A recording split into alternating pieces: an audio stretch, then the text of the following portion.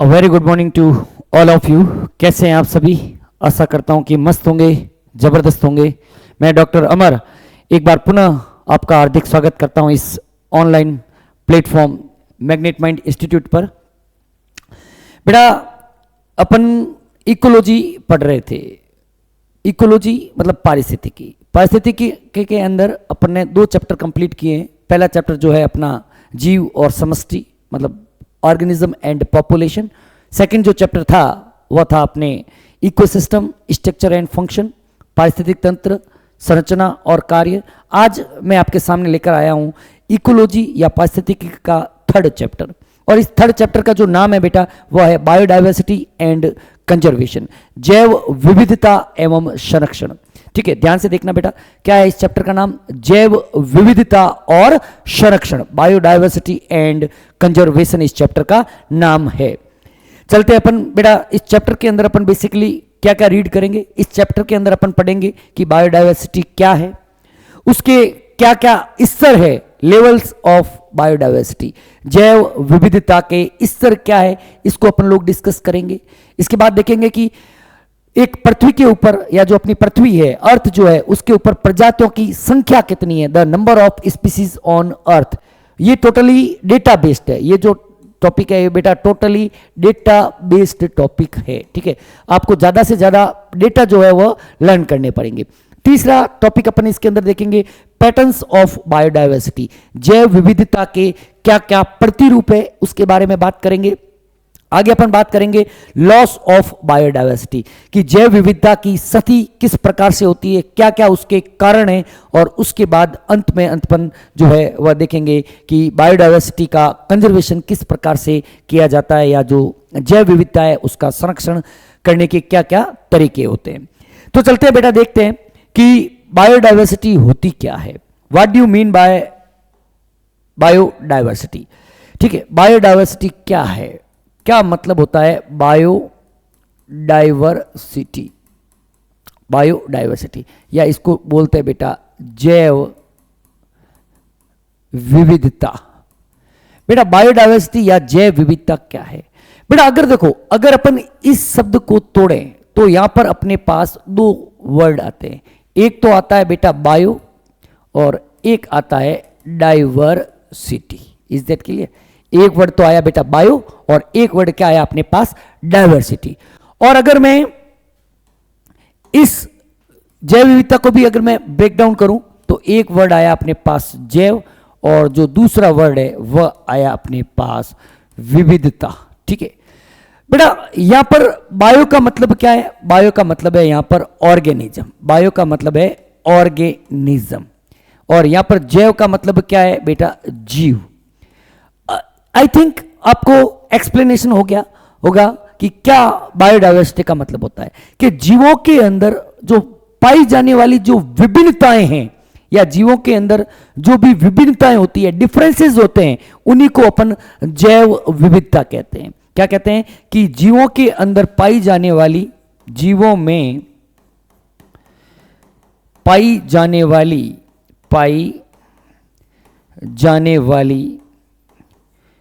विभिन्नताओं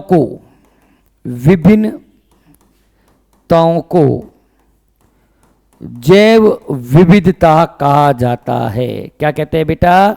जैव विविधता कहा जाता है। जो भी जीवों के अंदर डिफरेंसेस होते हैं, जो भी एक जीव दूसरे जीव से अलग दिखता है, पृथ्वी के ऊपर अलग अलग तरह की जातियां पाई जाती है, अलग अलग तरह के किस्म पाए जाते हैं, अलग अलग तरह की स्पीसीज है, अलग अलग तरह की वैरायटी है, इन सभी को अपन लोग क्या बोलते हैं बेटा? बायोडाइवर्सिटी कहते हैं। कि the differences found in organisms, differences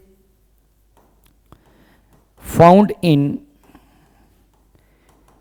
organisms, different organisms is what is called as variations। इसी को अपन लोग क्या बोलते हैं? जैव विविधता देखते हैं। ठीक है, देखते हैं बेटा, इसको स्लाइड से पढ़ते हैं कि क्या क्या लेवल्स होते हैं बायोडाइवर्सिटी के। बेटा जो लेवल्स है या जो जैव विविधता के जो स्तर हैं वो कौन कौन से होते हैं? टॉपिक का नाम क्या है बेटा? जैव विविधता के स्तर। क्या है बेटा? जैव विविधता के स्तर। क्या क्या जैव विविधता के स्तर होते हैं। तो बेटा एक पृथ्वी के ऊपर 3 तरीके के आपको स्तर जैव विविधता के देखने को मिलेंगे। पहला है बेटा जेनेटिक डाइवर्सिटी। जेनेटिक डाइवर्सिटी या इसको बोलते हैं आनुवांशिक विभिन्नता, विविधता, आनुवांशिक विविधता। क्या बोलेंगे बेटा? आनुवांशिक विविधता। दूसरा होता है स्पीसीज डाइवर्सिटी, जिसको बोलते हैं बेटा जाति विविधता। क्या बोलते हैं? जाति विविधता। और तीसरा होता है बेटा इकोलॉजिकल या जिसको अपन बोलते हैं पारिस्थितिकीय, पारिस्थितिकीय विविधता। क्या बोलते हैं बेटा? पारिस्थितिकीय विविधता या इकोलॉजिकल डाइवर्सिटी। ठीक है, एक एक को अपन लोग डिस्कस करेंगे। पहले तो अपन ने कहा कि जैव विविधता क्या होता है कि जीवों के अंदर पाए जाने वाले विभिन्न प्रकार के अंतरों को, जो भी उनके अंदर डिफरेंसेस देखने को मिलते हैं। अपन सब जानते हैं कि एक जो जाति होती है वह दूसरी जाति से अलग दिखाई देती है, एक किस्म जो है वह दूसरी किस्म से अलग दिखाई देती है। तो इन्हीं सभी को अपन लोग क्या बोलते हैं? जैव विविधता कहते हैं। जैव विविधता बेसिकली 3 प्रकार की होती है। आनुवांशिक जैव विविधता, दूसरी होती है बेटा जाति जैव विविधता, और तीसरी होती है पारिस्थितिकीय जैव विविधता। Diversity is 3 of type. One is called as genetic biodiversity, second one is called as species biodiversity, and the third one is called as ecological diversity. Is that clear? Then come on the first thing which is about the genetic diversity, या जिसको अपन लोग बोलते हैं बेटा आनुवांशिक विविधता। बेटा देखो, आनुवांशिक विविधता का मतलब क्या होता है? बेटा एक एग्जाम्पल के तौर पे मैं बात करता हूं। आप लोगों ने बैंगन देखे होंगे, बैंगन। अब मैं बैंगन से एक एग्जाम्पल के तौर पे बात करता हूं। बैंगन देखे होंगे, और बैंगन कई तरीके के होते हैं। बैंगन जैसे आपने किसी ने देखा होगा व्हाइट कलर के बैंगन आते हैं, कुछ बैंगन लंबे होते हैं, कुछ बैंगन बड़े होते हैं, और यहां तक कि कुछ रीजन के अंदर कांटों वाले बैंगन भी देखने को मिलते हैं, ब्रिंजल जिसको बोलते हैं इंग्लिश के अंदर। ठीक है, या अगर ये नहीं देखे हैं तो मिर्च देखी होगी। कुछ मिर्च लाल होती है, कुछ मिर्च हरी होती है, कुछ छोटी मिर्च होती है, शिमला मिर्च। ये सब क्या है? आपने गोभी देखी होगी, गोभी, फूल गोभी आती है, पत्ता गोभी आती है। ये है क्या? ये सभी बेटा एक ही जाति से बिलोंग करते हैं। जैसे मैं कहता हूं एक कुत्ता है, डॉग है। डॉग भी कई तरीके के होते हैं। या अपन ने बात की सबसे पहले बैंगन की, बैंगन का नाम सोलेनम मेलोंजिना। तो उसमें भी कई तरीके की वैरायटीज आपको देखने को मिलती है। तो इन्हीं वैरायटीज को जो एक ही स्पीसीज की है, एक ही जाति की है, उसको अपन लोग क्या बोलते हैं बेटा? आनुवांशिक विविधता कहते हैं। कि the diversity shown by a single species at genetic level, एक ही जाति के अंदर पाए जाने वाले अलग अलग जो किस्में होती है, अलग अलग जो वैरायटीज होती है, उनके अंदर जो डाइवर्सिटी है, इसी को अपन लोग क्या बोलते हैं बेटा?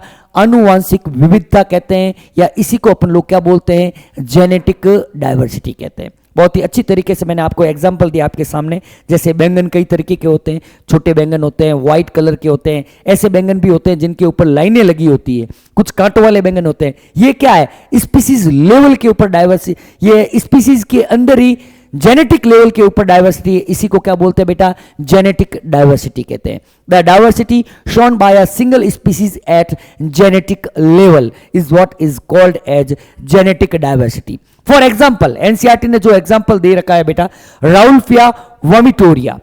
राउल्फिया वोमिटोरिया हिमालय के अंदर एक पाया जाने वाला प्लांट है। हिमालय जो है, हिमालय पर्वत है, वहां पर एक विशेष प्रकार का प्लांट देखने को मिलता है जिसका नाम है राउल्फिया वोमिटोरिया। राउल्फिया वोमिटोरिया, इसके अंदर क्या होता है बेटा? इस राउल्फिया वोमिटोरिया प्लांट के द्वारा एक विशेष प्रकार का केमिकल सीक्रेट किया जाता है जिसका नाम है रेसरपाइन। क्या नाम है बेटा? रेसरपाइन। लिखा होगा, क्यों लिखने की, नोट्स खराब नहीं करेंगे आपके। रेसरपाइन, ठीक है। तो बेटा क्या होता है कि इस राउल्फिया वोमिटोरिया का जो भी अलग अलग स्ट्रेन है, इसके जो अलग अलग वैरायटी है, वो क्या करती है? कुछ रेसरपाइन, कुछ के द्वारा तो रेसरपाइन ज्यादा मात्रा के अंदर बनाया जाता है, कुछ के द्वारा कम मात्रा के अंदर बनाया जाता है। तो वो इस राउल्फिया वोमिटोरिया की अलग अलग स्ट्रेन्स हो गई। तो एक ही जाति एक ही है, राउल्फिया वोमिटोरिया। लेकिन अलग अलग राउल्फिया वोमिटोरिया प्लांट के द्वारा अलग अलग मात्रा के अंदर रेसरपाइन का सिक्रेशन किया जाता है, निर्माण किया जाता है, इसलिए वहां पर डाइवर्सिटी देखने को मिलती है। तो इस तरह की जो डाइवर्सिटी है that is called as genetic diversity, आनुवांशिक विविधता कहते हैं। अब स्टेटमेंट को पढ़ते हैं। राउल्फिया वोमिटोरिया हिमालय का है, shows genetic variation in potency and concentration of the chemical रेसरपिन। इसके द्वारा किसका निर्माण किया जाता है? रेसरपिन। कि राउल्फिया वोमिटोरिया रसायन रेसरपाइन की क्षमता और सांद्रता में आनुवांशिक विभिन्नता दर्शाता है। क्लियर चीज बेटा? आगे बढ़ते हैं बेटा। जेनेटिक डाइवर्सिटी जैसे इंडिया के अंदर बात करते हैं बेटा, आपने देखा होगा कई तरह के आम देखने को मिलते हैं।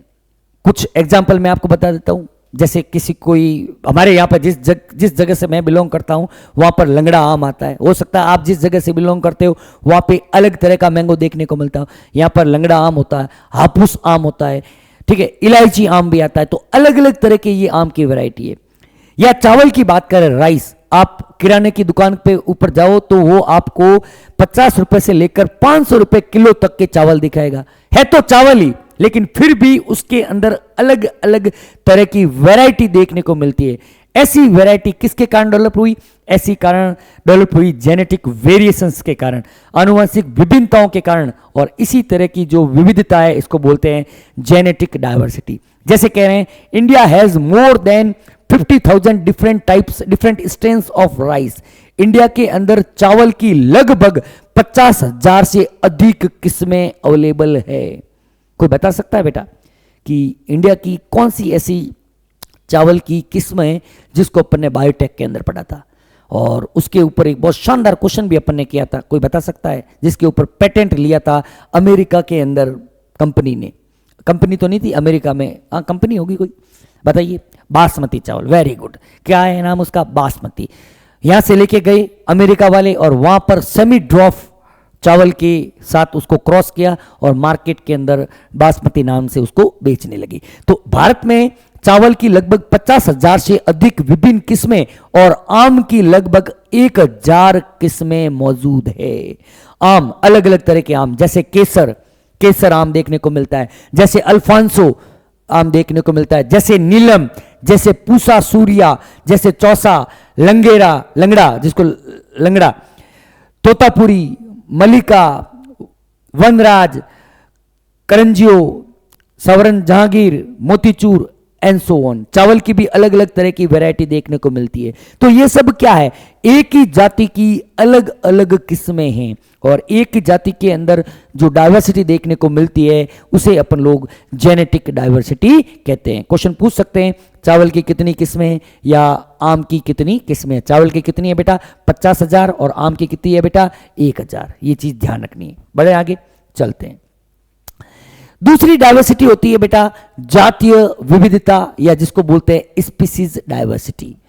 बेटा अगर स्पीसीज लेवल के ऊपर डाइवर्सिटी की बात करें, मतलब पृथ्वी के ऊपर बेसिकली अपन जो डाइवर्सिटी वर्ड काम में लेते हैं मोटे मोटे तौर पर वह जाति विविधता के लिए या स्पीसीज बायोडाइवर्सिटी के लिए ही काम में लेते हैं। कि स्पीसीज लेवल के ऊपर जो आपको विविधता देखने को मिलती है कि मतलब उस पर्टिकुलर जगह पर अलग अलग जाति के ऑर्गेनिज्म प्रेजेंट है, तो इसको अपन लोग क्या बोलेंगे बेटा? इसको बोलेंगे species diversity. The diversity at species level, diversity at species level is what is called as species diversity. जातीय स्तर पर उपस्थित विविधता को क्या बोलते हैं बेटा? जाति विविधता कहते हैं। फॉर एग्जाम्पल वेस्टर्न घाट के अंदर बेटा दो चीज ध्यान रखनी है, दो आपको, हालांकि मैं आगे पढ़ाऊंगा हॉट स्पॉट, एक है वेस्टर्न घाट और एक है ईस्टर्न हिमालय। वेस्टर्न घाट के अंदर एम्फीबियन की स्पीसीज ज्यादा है। कहां से? ईस्टर्न घाट से। इंपोर्टेंट डेटा ध्यान रखना कि पश्चिमी घाट में पूर्वी घाट की तुलना में अधिक उभयचर जातीय विविधता पाई जाती है। पश्चिमी घाट के अंदर एम्फीबियन की जातीय विविधता ज्यादा है, किससे? पूर्वी घाट से ज्यादा है। Clear point? ठीक है।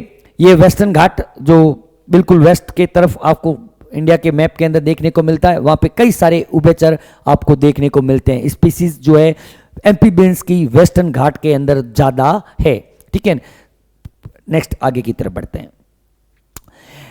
तीसरी डायवर्सिटी है जिसको बोलते हैं बेटा पारिस्थितिकीय विविधता या इकोलॉजिकल डायवर्सिटी। इकोलॉजिकल डायवर्सिटी की बात करें कि इकोलॉजी के अंदर मतलब एक इकोसिस्टम के अंदर जितनी तरह की जो डायवर्सिटी देखने को मिलती है कि द डायवर्सिटी एट इकोसिस्टम, एक पारिस्थितिक तंत्र के अंदर, एक पारिस्थितिक तंत्र के स्तर पर या एक पारितंत्र के स्तर पर किस प्रकार की विविधताएं देखने को मिलती है। पारितंत्र स्तर पर उपस्थित विविधताओं को क्या बोलते हैं बेटा? पारिस्थितिकीय विविधता कहते हैं। जैसे भारत में रेगिस्तान, वर्षावन, मैंग्रोव, प्रवाल भित्तियां और अल्पाइन घास के मैदान देखे जाते हैं। अगर आप भारत के अंदर देखो तो अलग अलग प्रकार के क्षेत्र दिखाई देते हैं। कहीं पर तो टोटली क्या है, रेगिस्तान, डेजर्ट देखने को मिलते हैं, कहीं पर रेन फॉरेस्ट देखने को मिलते हैं, कहीं पर मैंग्रोव देखने को मिलती है, कहीं पर एस्चुरीज देखने को मिलती है, कहीं पर कोरल रीफ्स देखने को मिलती है, कहीं पर वेटलैंड और कहीं पर एल्पाइन मिड्डो देखने को मिलते हैं। तो यहां पर जो जातियां होगी वह अलग होगी, यहां पर जो जातियां होगी वह अलग होगी। तो इस प्रकार की जो विविधता है जो पारिस्थितिक या पारितंत्र स्तर पर देखने को मिलती है उसको अपन लोग क्या बोलते हैं बेटा? इकोलॉजिकल डायवर्सिटी या पारिस्थितिकीय विविधता कहते हैं। बढ़े आगे बेटा, चलते हैं आगे की तरफ। अब देखो बेटा, total number of species on earth, पृथ्वी पर डेटा है, मैंने कहा ना यहां से आपके बेटा डेटा स्टार्ट होते हैं, यहां से बेटा डेटा बेस्ड स्लाइड्स है, यहां से कुछ स्लाइड्स जो है वह डेटा बेस्ड है। आपको 101% मस्ट जो है लर्न करनी पड़ेगी। ठीक है, लर्न करनी पड़ेगी, बिल्कुल आपको लर्न करनी पड़ेगी कि पृथ्वी पर कुल प्रजाति कितनी है, टोटल नंबर ऑफ स्पीसीज पृथ्वी पर कितना है। एक एक पॉइंट्स को अपन लोग पढ़ेंगे, आप लोग इसके शॉर्ट नोट्स बना के रखिएगा। ठीक है, और हर बार हर दूसरे या तीसरे दिन उस नोट्स को देखें जरूर, तभी याद होगी, अन्यथा बेटा याद होना बहुत मुश्किल है। और ऐसा नहीं कह सकते कि क्वेश्चन नहीं आ सकता, क्वेश्चन पूछ लिया तो क्या करोगे। और फिर अगर ऐसा क्वेश्चन आता है तो बेटा अधिकांश बच्चे क्या करते हैं, तुक्का लगाने की कोशिश करते हैं, इसलिए तुक्का लगाने से तो बेटर है कम से कम उसको याद कर लिया जाए। ठीक है बेटा, पानी पी लेता हूं।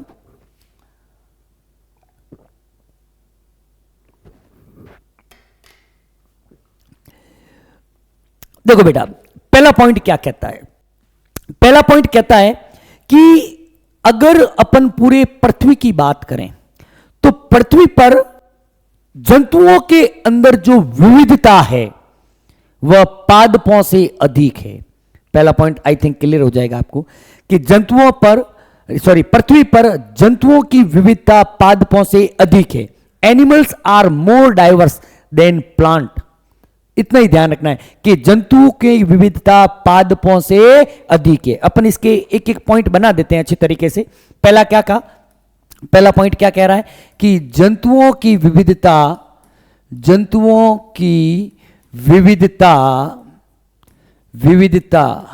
जो होती है वह पादपों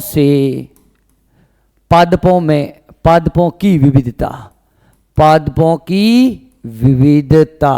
पहला पॉइंट क्लियर हुआ बेटा, लर्न करने की भी जरूरत नहीं, आराम से याद होगा। Diversity in animals, diversity in animals is more than diversity in plants। Animals के अंदर जो डाइवर्सिटी होती है वह ज्यादा होती है। नेक्स्ट पॉइंट क्या होता है बेटा? अमंग एनिमल्स, जंतुओं में ही सबसे ज्यादा जो डाइवर्सिटी देखने को मिलती है वह देखने को मिलती है कीटों के अंदर। किसके अंदर देखने को मिलती है? कीटों के अंदर। जंतुओं में कीट सबसे अधिक प्रजाति समृद्ध समूह है। कितनी है? 70% जो है वह आपको इंसेक्ट देखने को मिलेंगे। प्रत्येक 10 जंतुओं में से 7 क्या है? वह इंसेक्ट है। ठीक है, अगली बात क्या है? देखो बेटा, अपन लोग इसमें जा रहे हैं। सेकंड पॉइंट क्या है? जंतुओं की बात करेंगे। जंतुओं में कीटों की विविधता सबसे अधिक है। क्या है बेटा? सबसे अधिक है। क्लियर है बेटा? इन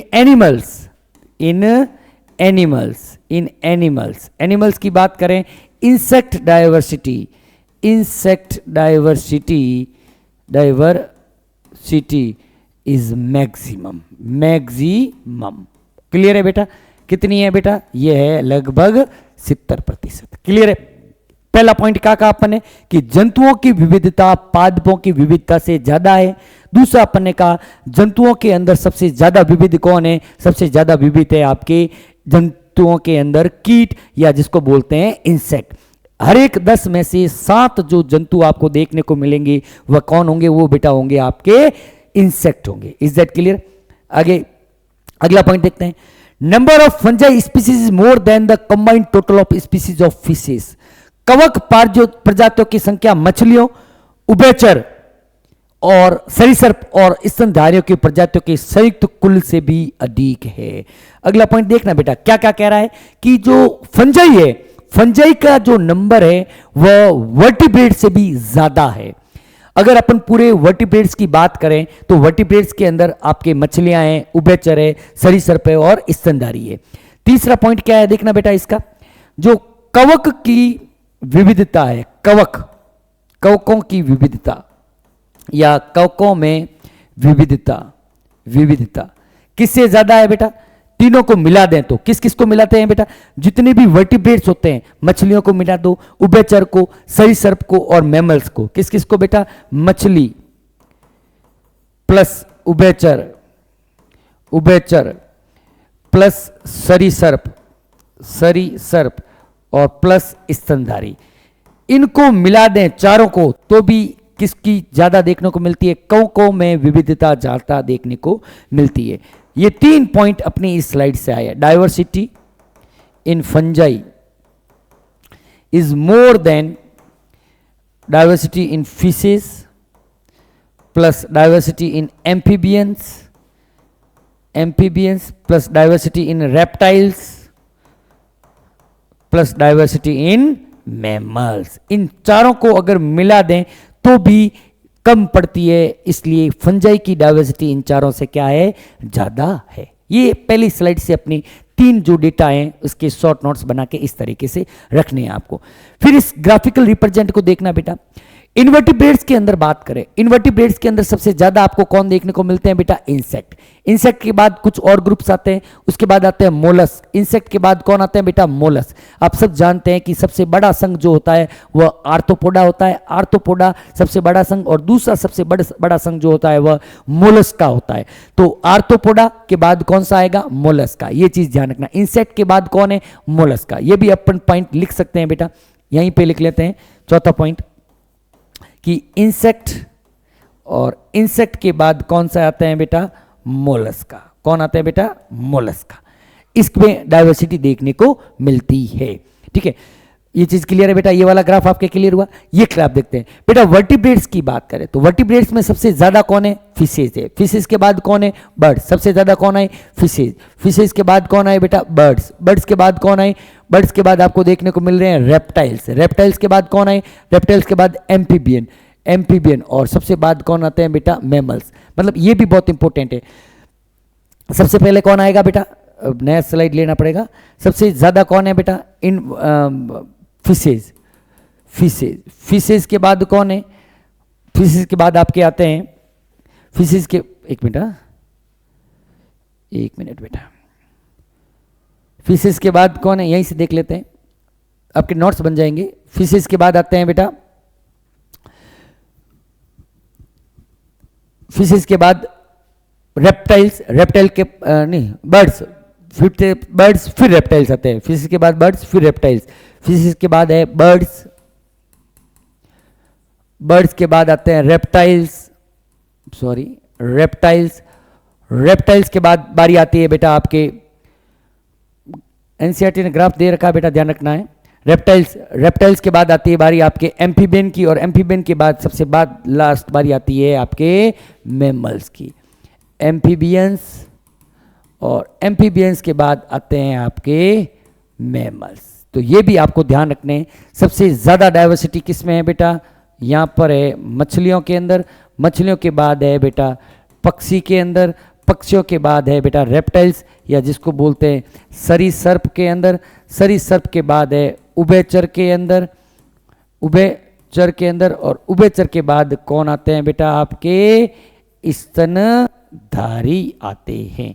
तो ये आपको बिल्कुल अच्छी तरीके से याद करना है, ठीक है ना।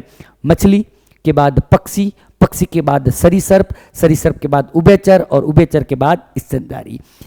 फिशेज के बाद बर्ड्स, बर्ड्स के बाद रेप्टाइल्स के बाद एम्फिबियंस के बाद मैमल्स, FBRAM, ठीक है। इस तरीके से ये याद रखना है। तीसरा देखते हैं बेटा ग्राफ क्या कह रहा है। तीसरा ग्राफ कह रहा है कि अगर प्लांट्स की बात करें तो प्लांट में सबसे ज्यादा कौन है, प्लांट में सबसे ज्यादा अगर आपको डाइवर्सिटी देखने को मिलती है फंजाई है। अपने पढ़ा भी था कि कवक प्रजाति जो होती है फंजाई के बाद लगभग एंजियोस्पर्म प्लांट, ये लोग दोनों बराबर ही होते हैं। उसके बाद आते हैं एल्गी, एल्गी और बाकी मॉसिस फंस लगभग इक्वल होते हैं, मॉसिस थोड़े से ज़्यादा होते हैं, और सबसे कम क्या होता है लाइकेंस होते हैं। प्लांट का जनरली नहीं पूछते हैं बेटा, फिर भी अगर पूछ ले तो आपको ध्यान रखना है। चलते हैं आगे की तरफ बेटा। अगला देखते हैं बेटा total number of species on अर्थ के अंदर ही, ठीक है। अर्थ के अंदर देखें कि जंतु जो होते हैं पादप की तुलना में अधिक विविधतापूर्ण है, ये अपन ने डिस्कस कर लिया, ठीक है। इंसेक्ट डोमिनेंस होते हैं, जंतुओं में कीट सबसे अधिक प्रजाति समझ, ये भी अपन ने डिस्कस कर लिया। नंबर ऑफ फंजाई जो more than the combined total of the species of fishes, ये अपन ने कह दिया फंजाई जो होती है इन चारों से क्या होती है ज्यादा होती है। इंसेक्ट जो है वो आपको 70% देखने को मिलते हैं। तो ये स्लाइड भी अपने क्लियर हो गई। द मैक्रो स्प्लिट किया अपन ने, फिर इंसेक्ट डोमिनेंस देखा, फिर फंगल सर्वाइवल देखा। फंगल सरप्राइज, फंगल जो होते हैं वो सबसे ज्यादा डाइवर्स होते हैं, फंगल सबसे ज्यादा होते हैं। किससे ज्यादा होते हैं, वर्टिब्रेट से भी ज्यादा होते हैं टोटल ऑफ अर्थ। ये तो बात की थी अपन ने पूरे वर्ल्ड की, टोटल अर्थ की बात कर रहे थे। अभी अपन बात करते हैं कि बायोडाइवर्सिटी इंडिया में किस तरीके से है, भारत में बायोडाइवर्सिटी की क्या स्थिति है उसको अपन लोग देखते हैं बेटा। इंडिया की अगर अपन बात करें कि भारत में जैव विविधता, मैं बड़ा कर लेता हूं, एक एक पॉइंट अपन डिस्कस करेंगे, डोंट वरी। बिल्कुल एनसीईआरटी की लाइंस है बेटा, मैंने कोई ज्यादा, बस मैंने तो थोड़ा सा इसको कह सकते हैं अट्रैक्टिव करने के लिए किया, बाकी मैं आउट ऑफ एनसीईआरटी जाता भी नहीं हूं। एनसीईआरटी पढ़नी अपन को। India has only 2.5% of the total land area. Bharat के पास, पहला पॉइंट, पूरे विश्व के भूभाग का केवल 2.4% है।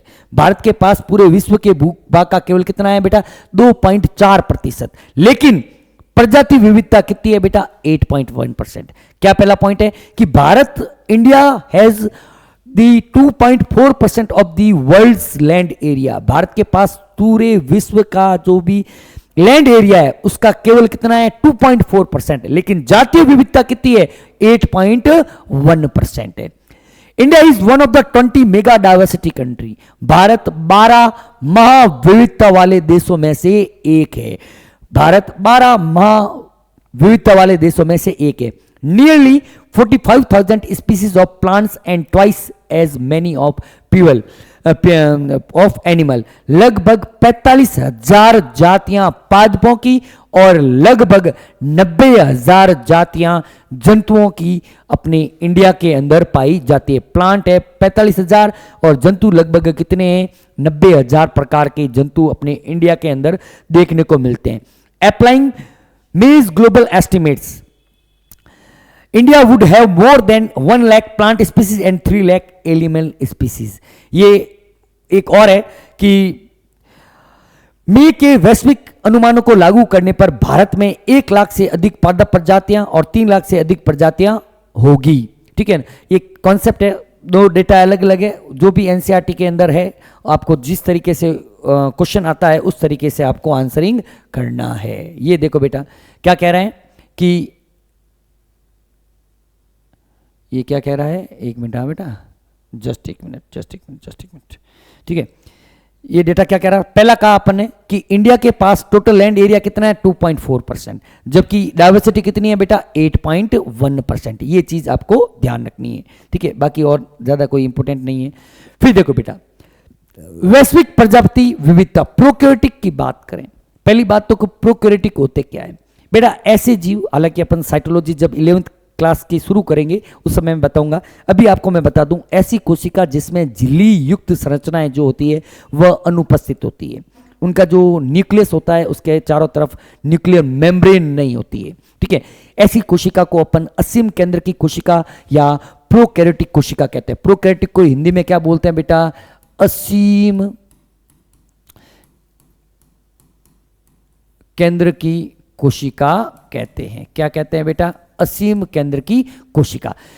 जीव विज्ञानी प्रोकैरियोटिक प्रजाति की कुल संख्या के बारे में सुनिश्चित नहीं है बेटा। अभी तक कोई भी ऐसा बायोलॉजिस्ट नहीं है जिसने ये बताया हो कि पृथ्वी पर इतने प्रकार के प्रोकैरियोटिक जीव मौजूद है। अभी तक किसी ने नहीं बताया, ठीक है। कि बायोलॉजिस्ट आर नॉट श्योर, वो श्योर नहीं है कि how much number of prokaryotic species are present on universe. Conventional taxonomic methods are not suitable for identifying microbial species. इसका रीजन क्या है? इसके रीजन दो है कि जो भी अपन लोग कन्वेंशनल क्लासिफिकेशन मेथड अप्लाई कर रहे हैं, जैसे आप लोग जानते हो कि क्लासिफिकेशन के दो तरीके के जनरली काम में लिए जाते हैं। नेचुरल भी होते हैं, आर्टिफिशियल भी होते हैं। साइटोजेनेटिक मटेरियल काम में लेते हैं क्लासिफिकेशन या वर्गीकरण के लिए। तो पहला रीजन यही है। क्यों नहीं बता पाए? क्योंकि अपन सूक्ष्म जीवों को कभी भी, सूक्ष्म जीवों की पहचान या उसका वर्गीकरण जो है वह परंपरागत वर्गीकरण तकनीकों से नहीं कर सकते। पहला क्या है कि पारंपरिक वर्गीकरण विधियां सूक्ष्म जीव प्रजातियों, ये बेटा प्रजातियों हैं, ठीक है ना, प्रजातियों की पहचान करने के लिए उपलब्ध नहीं है। दूसरा, एक तो पहला क्लियर है पॉइंट कि conventional taxonomic methods are not suitable for identifying microbial species. अपन सूक्ष्म जीवों को कन्वेंशनल टेक्सोनोमिक क्लासिफिकेशन मेथड से क्या नहीं कर सकते हैं? उनको क्लासिफाइड नहीं कर सकते। सेकंड पॉइंट है बेटा, ऐसे कई प्रोकैरियोटिक ऑर्गेनिज्म है, ऐसे कई माइक्रो ऑर्गेनिज्म है जिनको अपन लेबोरेटरी के अंदर कल्चर नहीं कर सकते। इस कारण उनका आइडेंटिफिकेशन होना भी क्या है? टफ है। प्रयोगशाला में कई प्रजातियों का संवर्धित नहीं किया जा सकता। इन दोनों रीजन के कारण अभी तक जो भी बायोलॉजिस्ट है ये कंफर्म नहीं कर पाए हैं कि पृथ्वी के ऊपर कितने प्रकार के प्रोकैरियोटिक जीव मौजूद है। क्लियर है बेटा? चले आगे। आई थिंक इंटरेस्ट पैदा हो रहा है। यही है बेटा, बायोलॉजी बहुत, मैं कहता हूं बायोलॉजी के बारे में मैं किसी दूसरे सब्जेक्ट का नाम नहीं लेता हूं कभी भी। बायोलॉजी बेटा एक बहुत ही टेक्निकल सब्जेक्ट है from my point of view. Biology को ढंग से पढ़ना आना चाहिए। आप जितना बायोलॉजी को अट्रैक्टिव बनाकर पढ़ोगे, बायोलॉजी आपको उतना ही इजी लगेगी, ठीक है। अट्रैक्टिव नोट्स बनाइए ताकि आपको अट्रैक्शन लगे, ठीक है। अट्रैक्शन आना चाहिए तो बिल्कुल डेटा भी याद हो जाता है, ऐसी बात नहीं है, नहीं होता है। अगला देखना बेटा कि बायोडायवर्सिटी के क्या क्या पैटर्न है, ठीक है। अपन ने कहा था ना बेटा कि अपन लोग इस चैप्टर के अंदर क्या क्या पढ़ेंगे। इस चैप्टर के अंदर अपन लोग पढ़ेंगे, इस चैप्टर के अंदर पहला अपन जैसे पढ़ेंगे कि पहला अपन जैव विविधता के जो स्तर है, जैव विविधता के स्तर अपन पढ़ चुके हैं। नंबर ऑफ स्पीसीज ऑन अर्थ को भी अपन पढ़ चुके हैं। तीसरे पे आ जाते हैं अपन टॉपिक के ऊपर, पैटर्न ऑफ बायोडायवर्सिटी। जैव विविधता के क्या क्या स्तर है उसको अपन लोग डिस्कस करते हैं, ठीक है। देखना बेटा अभी बहुत अच्छी तरीके से अपन पढ़ेंगे। बेटा अपन सब जानते हैं कि एक ग्लोब के अंदर दो चीज होती है। ये रहा ग्लोब। ग्लोब के अंदर एक होता है इक्वेटर और ये होता है नॉर्थ पोल, ये होता है साउथ पोल। इक्वेटर जैसे मैं कह रहा हूं ना, ये एक ग्लोब है, सपोज मैं कह रहा हूं ये ग्लोब है, तो ग्लोब के अंदर ये वाला पॉइंट जो होता है, ये वाला और ये वाला, ये पॉइंट है पोल, इसको बोलते हैं आपके नॉर्थ पोल। और ये कौन सा है बेटा, इसको मैं लिख लेता हूं नॉर्थ पोल।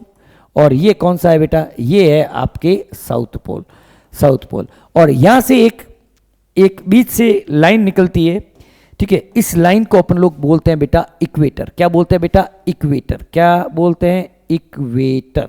ये आपको पता होना चाहिए, इतनी ज्योग्राफी आपको याद रहनी चाहिए। तो इसके अंदर अपन सबसे पहले बोलते हैं, देखते हैं बेटा लैटिट्यूडिनल ग्रेडियंट। लैटिट्यूडिनल ग्रेडियंट या अक्षांशीय प्रवणता।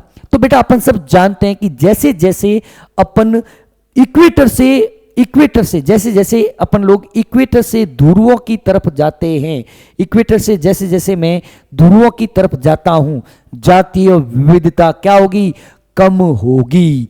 इक्वेटर से ध्रुवों की तरफ जाने पर, इक्वेटर से ध्रुव, मैं कह रहा हूं ये इक्वेटर है, इक्वेटर से मैं ध्रुवों की तरफ जा रहा हूं, इक्वेटर से ध्रुवों की तरफ जा रहा हूं, तो जो जाति की विविधता है, जाति की जो विविधता है वह क्या हो जाती है बेटा, कम होती जाती है। इक्वेटर से विविधता ध्रुवों की तरफ जाने पर घटती है। The species diversity decreases from the equator to the pole. Clear है पहला पॉइंट।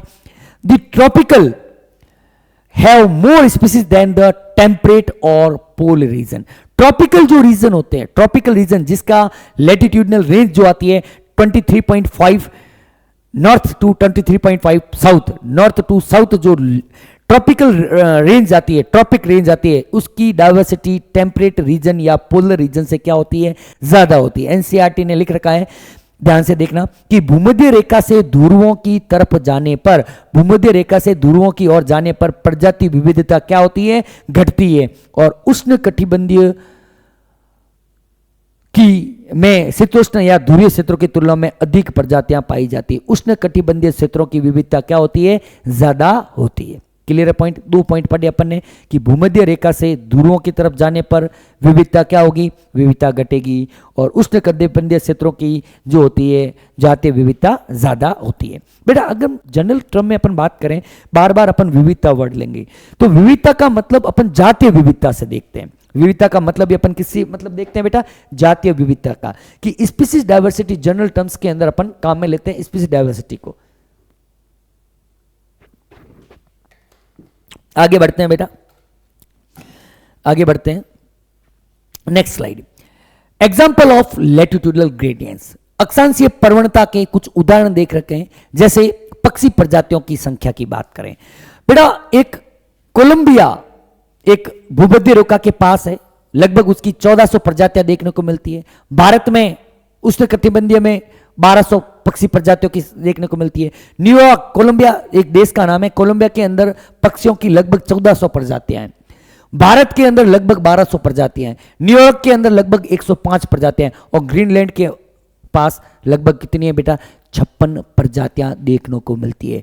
मतलब ये भूमध्य रेखा है, और ये अपन जो लोग जो है अपन पोल की तरफ, तो जैसे जैसे अपन भूमध्य रेखा से पोल की तरफ जा रहे हैं, भूमध्य रेखा से पोल की तरफ, ध्रुव की तरफ जाते हैं, तो जातीय विविधता क्या होती है बेटा, जातीय विविधता जो होती है वह कम देखने को मिलेगी। जातीय विविधता क्या हो जाती है बेटा, कम। कोलंबिया जो भूमध्य रेखा के पास है, वहां पर कितनी जातियां हैं, 1400। उसके बाद बात करें भारत की, लगभग कितनी है, 1200। उसके बाद बात करें न्यूयॉर्क की, लगभग कितनी, 105, और ग्रीनलैंड की कितनी है बेटा, 56 है। कि Colombia near equator have about 1400 species. In India, more than 1200 species. New York possesses 105 bird species, while Greenland possesses only 56 species of birds. Second देखते हैं, इक्वाडोर जैसे उष्णकटिबंधीय वन में यूएई के मिडवेस्ट जैसे शीतोष्ण वन क्षेत्र की तुलना में सवर्णीय पौधों की प्रजातियां 10 गुना तक अधिक होती है। एक चीज ध्यान रखना बेटा, आजकल नेशनल टेस्टिंग एजेंसी या अपन कोई भी बोर्ड है, उस एग्जाम के अंदर स्टेटमेंट वाले 1-2 क्वेश्चन दे देते हैं, तो वो स्टेटमेंट डायरेक्ट छप जाता है और पूछते हैं कि स्टेटमेंट सही है या गलत है। तो अपन को इस तरह के स्टेटमेंट को थोड़ा सा ध्यान से पढ़ना है कि the tropical forest region like Ecuador has up to 10 times of vascular plant species as compared to a temperate forest region like midwest of USA। कि जो ट्रॉपिकल फॉरेस्ट रीजन होता है उसका जो डाइवर्सिटी है वह ज्यादा होता है टेम्परेट फॉरेस्ट का। बस ये आपको ध्यान रखना है, फिर तो अपन लोग क्वेश्चन सही कर लेंगे। Number of species in Amazonian rain forest. उष्णकटिबंधीय अमेजन वर्षा वन पृथ्वी पर सबसे बड़ी, ये बहुत इंपॉर्टेंट चीज है। अगर आपको कोई पूछे कि पृथ्वी पर सबसे ज्यादा जैव विविधता कहां पर पाई जाती है, तो आपका आंसर क्या जाएगा बेटा, अमेजोनियन रेन फॉरेस्ट। अमेजन वर्षा वन जो होते हैं, अमेजन वर्षा वन की जैव विविधता जो होती है पूरे पृथ्वी पर सबसे ज्यादा होती है। ठीक है, पूरे पृथ्वी पर क्या होती है, सबसे ज्यादा होती है। The tropical Amazonian rain forest जो कहां पर प्रेजेंट है बेटा, साउथ अमेरिका के अंदर, दक्षिण अमेरिका के अंदर है। Earth is the greatest biodiversity on earth. उष्ण कटिबंधीय ट्रॉपिकल अमेजोनियन रेन फॉरेस्ट वर्षावन पृथ्वी पर सबसे बड़ी जैव विविधता पाई जाती है। जैसे वहां पर लगभग 40,000 से ज्यादा पादप प्रजातियां उपस्थित है। वहां पर लगभग 3,000 जो है प्रकार की पादप मछलियों की किस्में, लगभग 1300 बर्ड्स की किस्में, लगभग 427 तरह के मैमल्स वहां पर देखने को मिलते हैं, 427 तरह के एम्फीबियंस देखने को मिलते हैं, 378 तरह के आपको सरीसृप देखने को मिलते हैं। और अगर बात करें इनवर्टिब्रेट्स की तो उसका तो कहना ही क्या है, लगभग 1,25,000 प्रकार के इनवर्टिब्रेट्स अकशेरुक प्राणी देखने को मिलते हैं। मतलब जो ट्रॉपिकल अमेजोनियन रेन फॉरेस्ट है वह डाइवर्सिटी की माइंस है, विविधता की खान है। पूरी की पूरी डाइवर्सिटी जो है वर्ल्ड की सबसे ज्यादा कहां पर है, अमेजोनियन रेन फॉरेस्ट के अंदर। डेटा है बेटा, अगेन मैं कह रहा हूं डेटा बेस्ड स्लाइड है, ठीक है ना, data based slide, must be learn. आपको अगर कंपटीशन क्रैक करना है तो याद करना ही पड़ेगा। क्लियर है? पूछ ले बाई चांस, क्या कब भरोसा। इधर लिख ले match the column Amazon word के संदर्भ में, कॉलम को ए को कॉलम बी से मैच करो, A B C D, A B C D, इधर उल्टा सीधा कर ले, इसलिए याद करना पड़ेगा, आपको तो करना ही पड़ेगा। कई बच्चे पूछेंगे सर आपको याद है कि नहीं है। बेटा मेरे को याद है या नहीं है उससे ज्यादा कोई फर्क नहीं पड़ता। आपको कितना याद है, सर को कितना आता है मैटर करता है, क्योंकि सर ढंग से पढ़ाएंगे कि नहीं पढ़ाएंगे वो। अब देखो बेटा, अभी अपन ने कहा कि जो उष्ण कटिबंधीय वन होते हैं या जो उष्ण कटिबंधीय क्षेत्र होते हैं, जो ट्रॉपिकल रीजन होते हैं, उस ट्रॉपिकल रीजन की जैव विविधता ज्यादा होती है। क्यों होती है? टेम्परेट रीजन से ज्यादा होती है। Region for highest biodiversity in the tropic region, tropical region के अंदर ज्यादा क्यों होती है? तो देखते हैं बेटा, ये है ट्रॉपिकल जोन, इसको बोलेंगे अपन लोग ट्रॉपिकल रीजन बोलेंगे, और इधर की तरफ और इधर की तरफ पोल है उसको बोलते हैं टेम्परेट रीजन। ट्रॉपिकल रीजन मतलब ये है उष्ण कटिबंधीय क्षेत्र, और ये जो है आपके टेम्परेट जोन है। तो बेटा जैसे जैसे अपन सब जानते हैं कि अपन इस इक्वेटर से इधर की तरफ गया, या मैं इस इक्वेटर से इस ध्रुव की तरफ गया, या मैं इधर से इधर की तरफ जाता हूं, या इधर से इधर की तरफ जाता हूं, तो अपन सब जानते हैं तो यहां पर क्या होती है, जाति विविधता जो होती है वह कम होती है।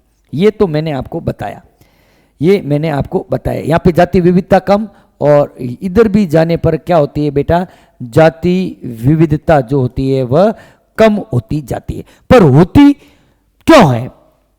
क्यों? कुछ रीजन एनसीईआरटी ने दे रखे हैं कि उष्णकटिबंधीय क्षेत्रों के पास अधिक इवोल्यूशनरी टाइम था। ये जो क्षेत्र जो था, जब इवोल्यूशन, जब पृथ्वी की उत्पत्ति हुई थी, जब पृथ्वी की उत्पत्ति के बाद जब इवोल्यूशन तो अभी भी चल रहा है, वैसे चल रहा था उस समय जो ट्रॉपिकल जोन था, ट्रॉपिकल जोन के पास बहुत ही ज्यादा समय था इवोल्यूशन के लिए, जिसकी वजह से वहां पर अलग अलग प्रकार के जीव उत्पन्न होते गए। तो क्या होता है, tropical had more evolutionary time, उष्णकटिबंधीय क्षेत्रों के पास अधिक विकासवादी समय था। दूसरा रीजन कि जो ट्रॉपिकल रीजन जो होता है, उस रीजन के अंदर या जो उष्णकटिबंधीय क्षेत्र होता है, वहां पर वातावरणीय परिस्थितियां जो होती है वह लगभग स्टेबल रहती है, स्थिर रहती है। मौसम के अंदर बहुत ही कम परिवर्तन देखने को मिलता है, या अपन कह सकते हैं वहां पर मौसम एक जैसा ही रहता है। अगर एक जैसा रहेगा तो जातियों की विविधता क्या होती है, हमेशा बढ़ती है। अपेक्षाकृत स्थिर वातावरण देखने को मिलता है कहां पर, इक्वेटर, जहां पर ट्रॉपिकल जोन होता है। ठीक है, कि रिलेटिवली कांस्टेंट एनवायरनमेंट और लेस सीजन्स देखने को मिलती है। वे अधिक सौर ऊर्जा प्राप्त करते हैं। आप लोगों को पता होगा कि अगर अपन बात करें टेम्परेट जोन की या अपन बात करें पोल्स की, अगर इसको कंपैरिजन करें अपन ट्रॉपिकल जोन के साथ, तो जो ट्रॉपिकल जोन होता है वहां पर सूर्य का प्रकाश ज्यादा पड़ता है। तो सूर्य का प्रकाश यहां पर ज्यादा पड़ेगा, तो अगर ज्यादा पड़ेगा तो यहां पर प्रकाश संश्लेषण भी ज्यादा होगा, मतलब प्रोडक्टिविटी बढ़ेगी, और प्रोडक्टिविटी बढ़ेगी तो जीव जंतु अलग अलग तरह के पैदा होंगे, तभी तो उनको भोजन मिल पाएगा कि they receives more solar energy which contributes to goat greater biodiversity. वे अधिक सौर ऊर्जा प्राप्त करते हैं और उच्च उत्पादकता में योगदान करती है, जिसके कारण वहां की जो डाइवर्सिटी है वह ज्यादा होती है। क्लियर है बेटा? वापस देख लेना बेटा एक एक पॉइंट को। क्या है? बहुत ही इंपॉर्टेंट लाइन है कि उष्णकटिबंधीय क्षेत्रों में सर्वाधिक जैव विविधता क्यों देखने को मिलती? क्यों? क्योंकि वहां पर अधिक विकासवादी समय है, विकास के लिए ज्यादा से ज्यादा समय था। दूसरा, मौसम स्थिर था, और तीसरा, वहां पर सनलाइट ज्यादा है, फोटोसिंथेसिस ज्यादा होगा, प्रोडक्टिविटी ज्यादा होगी। क्लियर चीज? आगे बढ़ते हैं बेटा। अगली एक बहुत ही शानदार स्पीसीज एरिया रिलेशनशिप की बात कर रखी है अलेक्जेंडर वैन हम्बोल्ट ने। अलेक्जेंडर वॉन हेल्मोंट जो थे वो बेटा आई थिंक साउथ अमेरिका के साइंटिस्ट थे। उन्होंने साउथ अमेरिका के जंगलों के अंदर बहुत ज़्यादा रिसर्च किया था कि अकॉर्डिंग टू द स्टडी, अब देखते हैं ये क्या कहता है। इन्होंने बेटा स्पीसीज और एरिया के बीच में, एक जाति और उसके चारों तरफ के क्षेत्र के बीच में एक अध्ययन किया और एक रिलेशनशिप मेंटेन किया, बताया जिसको अपन स्पीसीज एरिया रिलेशनशिप, जाति क्षेत्र रिलेशनशिप या रिश्ते के नाम से जानते हैं। देखते हैं बेटा, according to the study of Alexander von Humboldt in South American jungles within a region, the species richness increases with increasing explored area but only up to a limit। क्या कहा उन्होंने कि जैसे जैसे अपन एक्सप्लोटिंग एरिया को बढ़ाते जाएंगे वैसे वैसे जाति की विविधता भी क्या होगी? ज्यादा बढ़ती जाएगी, लेकिन एक लिमिट तक, कि with increasing species richness increases with increasing exploiting area but only up to a limit. Is that clear? ये स्टेटमेंट किसने दिया था? ये दिया था अलेक्जेंडर वॉन हम्बोल्ट ने, ये आपके जो है स्टेटमेंट दिया था बेटा। इसके बाद इन्होंने एक इक्वेशन भी मेंटेन की थी। इन्होंने क्या बताया? इन्होंने बताया कि S बराबर CA की पावर Z, ये एक इन्होंने स्टेटमेंट दिया था। इन्होंने एरिया और स्पीसीज रिचनेस के बीच में ग्राफ बनाया, तो इन्होंने क्या देखा कि कुछ इस तरह का ग्राफ देखने को मिलता है जिसको बोलते हैं रेक्टेंगुलर हाइपरबोला। क्या बोलते हैं बेटा? ग्राफ का नाम कैसा है बेटा? रेक्टेंगुलर हाइपरबोला, आयताकार हाइपरबोला। कैसा ग्राफ देखने को मिलता है? हिंदी में भी लिख लेता हूं बेटा, आयताकार हाइपरबोला प्रकार का जो है वह ग्राफ देखने को मिलता है। इसमें क्या है बेटा? एस का मतलब क्या है? एस है प्रजाति की समृद्धि, स्पीसीज की रिचनेस। एस का मतलब क्या है? स्पीसीज, ठीक है।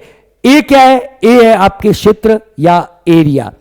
वाई क्या है? इंटरसेप्ट है। वाई क्या है बेटा? एक इंटरसेप्ट है। और जेड है लाइन का जो स्लोप है, उसको जेड से डिटेन किया है। जेड रेखा की क्या है? ढलान है।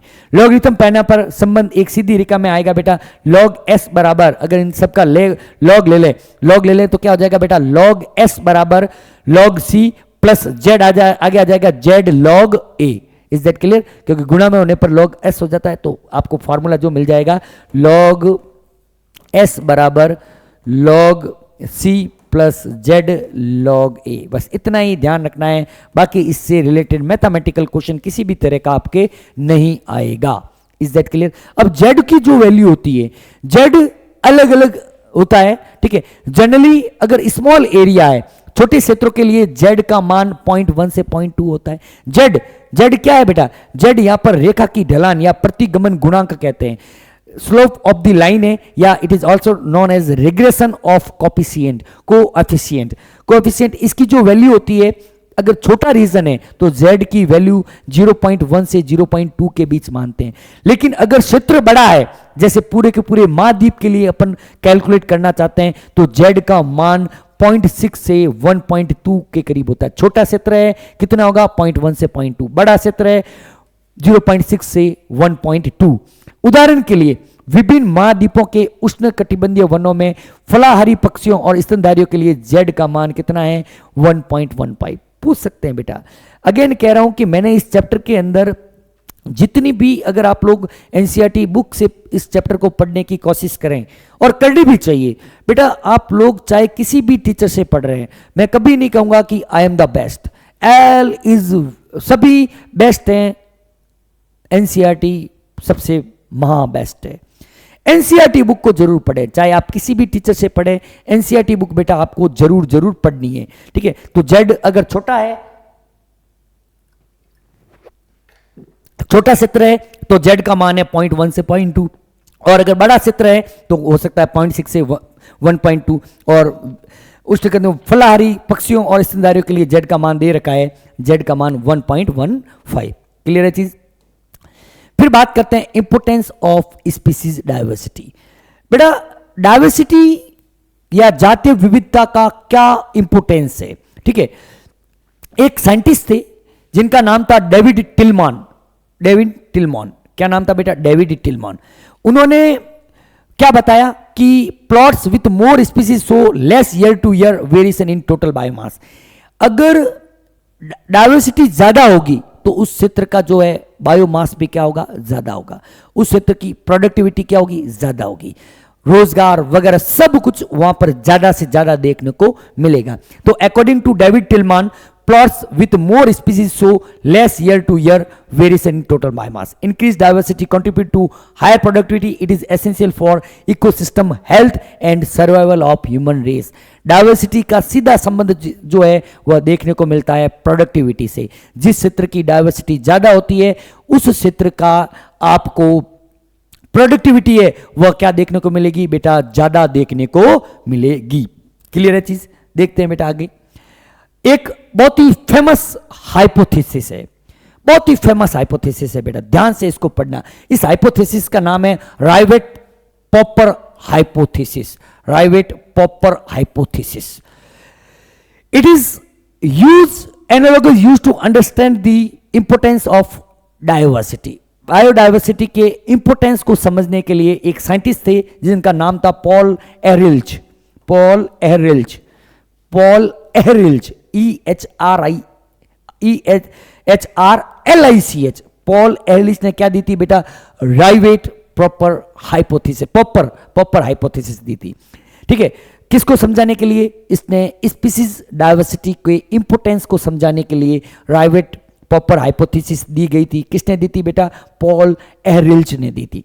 क्या कहती है ये देखना बेटा, बहुत ही सिंपल तरीके से राइवेट पॉपर हाइपोथेसिस को समझाया गया है, रिवेट पॉपर परिकल्पना को समझाया गया है। बेटा एक आपको हवाई जहाज दिख रहा है, इन्होंने खुद ने, इस साइंटिस्ट ने अपने इस हाइपोथेसिस को समझाने के लिए हवाई जहाज का डायग्राम यूज लिया था। ये आपको एक एरोप्लेन दिख रहा है, एक हवाई जहाज पूरा का पूरा एक इकोसिस्टम है। ये एक पूरा का पूरा क्या है? आपको एक परितंत्र के रूप में दिखाई दे रहा है। सभी भागों में कई प्रजातियों का उपयोग करके एक साथ जोड़ा गया है। स्पीसीज को क्या कहा उसने? राइवेट्स का है कि पूरा का पूरा एक हवाई जहाज जो है वह एक पारिस्थितिक तंत्र है, वह एक इकोसिस्टम है जिसको कैसे बनाया गया है? जिसको अलग अलग जातियों को जोड़कर बनाया गया है। हवाई जहाज की जो पार्ट्स होते हैं उनको बेटा राइवेट्स कहा जाता है। क्या कहा जाता है? Rivets. The aeroplane is made up of rivets. तो वी कैन से दैट, यहां पर एरोप्लेन का संबंध किससे? एक इकोसिस्टम से, एक पारितंत्र से। तो पूरे पारितंत्र का जो निर्माण है वह अलग अलग प्रकार के राइवेट से मिलकर हुआ है। पूरे इकोसिस्टम का निर्माण अलग अलग जातियों से मिलकर हुआ है। तो यहीं पे आगे अपन इसको समझेंगे। पहला चीज क्लियर है। अब देखो बेटा, अगर कोई एक जना क्या करता है, एक कोई यात्री है उसके अंदर बैठा है, वह किसी एरोप्लेन के एक रिवेट को के साथ छेड़खानी करता है। अगर उस रिवेट को खोल देता, सपोज एक डायग्राम के थ्रू समझते हैं पहले कि ये एक यात्री बैठा है अंदर, उसने पेचकस से एक कोई स्क्रू खोल दिया, तो बेटा बहुत सारे रिवेट्स होते हैं, उसके अंदर बहुत सारे स्क्रू होते हैं, बहुत सारे पार्ट्स होते हैं। अगर किसी एक रिवेट्स को खोल दिया तो कोई ज्यादा फर्क नहीं पड़ेगा। एक जाति, इसका मतलब क्या है कि अगर किसी पारितंत्र के अंदर जितनी भी जातियां हैं उसमें से अगर कोई एक जाति विलुप्त हो जाती है, अगर एक जाति एक्सटिंक्ट हो जाती है, तो पारिस्थितिक तंत्र की क्रिया प्रणाली पर किसी भी तरह का कोई प्रभाव नहीं पड़ता। क्या कह रहा है? If passengers pop a rivet extinction of a species, it may not affect flight safety functioning of the ecosystem। यदि कोई एक यात्री रिवेट को निकाल देता है तो यह उड़ान की सुरक्षा को प्रभावित नहीं करता। एक को निकाला था, कोई फर्क नहीं पड़ेगा। लेकिन क्या किया, कई यात्रियों ने मिलकर, कोई खुराफाती दिमाग वाले थे, उन्होंने बहुत सारे रिवेट्स निकाल दिए। तो क्या होगा? तो क्या ये एरोप्लेन उड़ पाएगा? कि नहीं सर, कैसे उड़ेगा, वहीं पे गिर जाएगा। तो वही कहा है कि लेकिन जैसे जैसे अधिक से अधिक रिवेट हटाए जाते हैं, जैसे जैसे ज्यादा जातियां विलुप्त होती है, वैसे वैसे विमान खतरनाक रूप से कमजोर होता जाता है। मतलब अगर किसी पारितंत्र के अंदर एक या कुछ जातियां विलुप्त होती है तो उसकी क्रिया प्रणाली पर कोई प्रभाव नहीं पड़ेगा, लेकिन जैसे जैसे समय के साथ अधिक जातियां लुप्त होती जाएगी तो वह पारितंत्र क्या हो जाएगा? नष्ट हो जाएगा। यह परिकल्पना किसने दी थी? यह परिकल्पना दी थी आपके बहुत ही फेमस साइंटिस्ट, जिनका नाम है बेटा पॉल एलरिच। क्या नाम है बेटा? पॉल एलरिच। ये आपको जो दिख रहे हैं ये आपके पॉल एलरिच साहब है, ठीक है। इन्होंने बहुत ही शानदार बताया था कि किस प्रकार एक परितंत्र के संरचना में जातियों की विविधता क्या है, जरूरी है। वह परितंत्र ज्यादा स्टेबल होगा जहां पर जातियों की विविधता ज्यादा है। इसका मतलब मैं यहां पर एक चीज लिख सकता हूं, द स्टेबिलिटी ऑफ इकोसिस्टम। लिखते हैं बेटा, stability of ecosystem is directly proportional to the species diversity। species diversity ये आपके माइंड के अंदर आना चाहिए। किसी भी इकोसिस्टम की जो डाइवर्सिटी है, अगर वह ज़्यादा होगी तो वह इकोसिस्टम ज़्यादा स्टेबल होगा। हिंदी मीडियम वालों नाराज मत हो।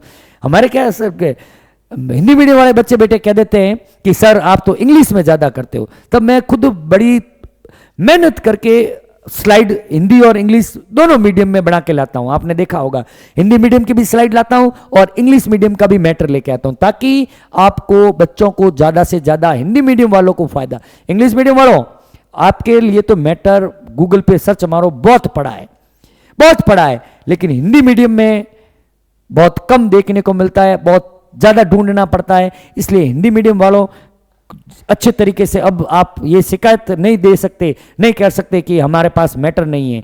Matter is available on magnet mind institute if you choose it.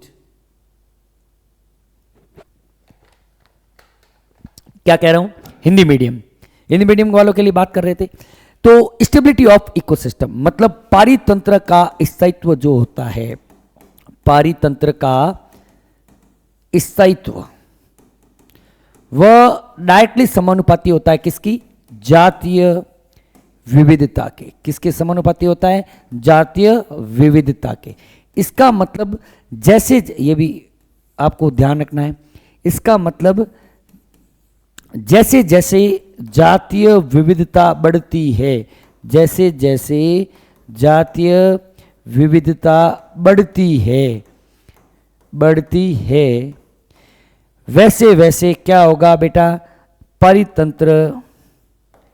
पारितंत्र स्थायी होता जाएगा, स्थायी होता जाएगा।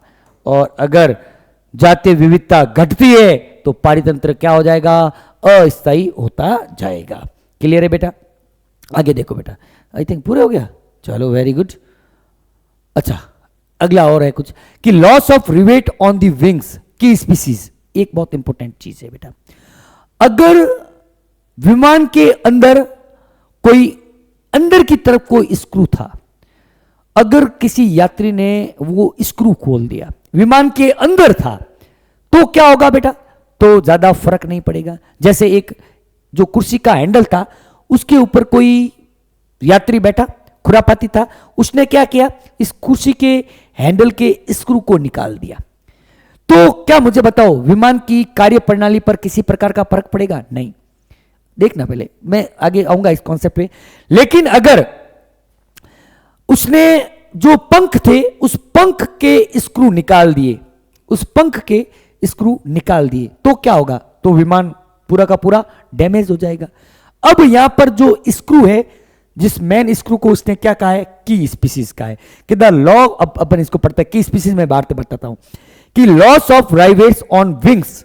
की स्पीसीज क्या होती है? कि जो उस पारितंत्र की एक प्रमुख प्रजाति है, ऐसी जाति जो उस पारितंत्र की एक प्रमुख प्रजाति है, जिसके क्रियाकलाप से, जिसके फंक्शनिंग से पूरा जो इकोसिस्टम की स्ट्रक्चर है, उस इकोसिस्टम का जो फंक्शन है वह मेंटेन होता है, उसको बोलते हैं की स्पीसीज। की ऐसी जाति that drive major ecosystem function. अगर loss of rivet on the wings is more dangerous to flight safety than loss of a few rivet on the seats और विंडोज इनसाइड द प्लेन। अगर की species नष्ट हो जाए, मैं कह रहा हूं एक परितंत्र है, उसके अंदर कोई स्पीसीज ए है, वह की स्पीसीज है। देखना बेटा, इस तरीके से समझते हैं। मैं कह रहा हूं ये कोई एक पारितंत्र है, ये कोई एक पारितंत्र है, ध्यान से समझना। ये क्या है? एक कोई पारितंत्र है, या अपन कह सकते हैं ये कोई इकोसिस्टम है, ये कोई एक इकोसिस्टम है। इस इकोसिस्टम के अंदर स्पीसीज है, ए भी बैठी है, जैसे ए है, ठीक है। इसके अंदर बी भी है, बी भी बैठी है, सी भी है, डी भी है, ई भी है, एफ भी है, जी भी है, एच भी है। लेकिन यहां पर ए क्या है? वह अगर सपोज मैं कह रहा हूं ए स्पीसीज है, ए क्या है? वह ए स्पीसीज की स्पीसीज है। अगर बेटा मैं कह रहा हूं बी खत्म हो जाए, बी खत्म हो जाए, या सॉरी एक मिनट, अगर मैं कह रहा हूं बी खत्म हो जाए, सी खत्म हो जाए, डी खत्म हो जाए, ई खत्म हो जाए, एफ खत्म हो जाए, जी खत्म हो जाए, एच खत्म हो जाए, अगर ये खत्म हो जाती है, इनमें से कोई एक खत्म हो जाती है, तो पारितंत्र के ऊपर ज्यादा प्रभाव देखने को नहीं मिलता, तो पारितंत्र पर प्रभाव देखने को नहीं मिलेगा। लेकिन अगर ए खत्म हो जाए, मैं कह रहा हूं ए खत्म हो जाती है, तो पारितंत्र की संरचना और कार्य, पारितंत्र की संरचना और कार्य दोनों ही क्या होंगे? संरचना व कार्य दोनों ही ज्यादा प्रभावित होंगे, ज्यादा प्रभावित होते हैं। Is that clear? दोनों ही क्या होंगे बेटा? ज्यादा प्रभावित होंगे, ठीक है। यही इसने बताया है कि विमान के अंदर की सीटों को कहा है, जो सामान्य वहां की जातियां हैं, उस अंदर की उसके जो रिवेट्स हैं, वो अंदर वाली जो जातियां हैं, सामान्य जो जातियां, की स्पीसीज की बात नहीं कर रहा है, की तुलना में पंखों उसने कहा है की स्पीसीज को, की पर रिवेट्स का नुकसान उड़ान सुरक्षा के लिए अत्यधिक हानिकारक हो सकता है। चलिए बेटा, थैंक यू वेरी मच, ध्यान से पढ़िएगा अच्छी तरीके से। Thank you very much. मिलते हैं नेक्स्ट सेशन के अंदर इसी चैप्टर का नेक्स्ट पार्ट लेके।